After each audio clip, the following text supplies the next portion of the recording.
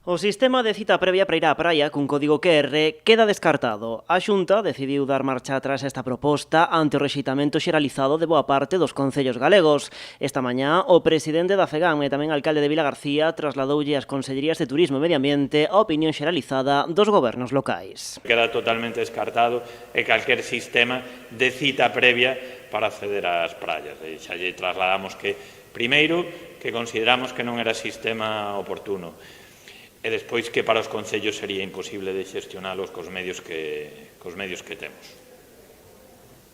Logo do encontro desta mañá, a Xunta vai estudar outras ferramentas para regular o aforo das praias e que resulte de utilidade para os concellos. Esa opción vai a quedar descartada e que a partir desta semana se fará mesas de traballo no que este presente Antega, Turismo, supoño que o Instituto tamén de Estudios do Territorio e a propia Federación Galega de Municipios e Provincias, para ver se de alguna maneira podemos utilizar a tecnoloxía que ten a Xunta de Galicia para informar a cidadanía en xeral sobre os aforos ou a saturación que poidera ter algunha praia.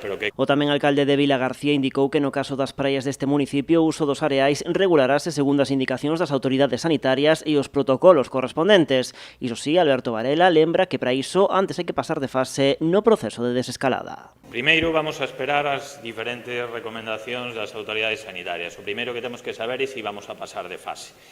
Que é certo que non sucedeu en todas as partes de España, non todos fomos ás mesmas velocidades. E como ben está dicindo o Goberno do Estado, isto non é unha carreira, senón o que temos é que garantir a seguridade da xente.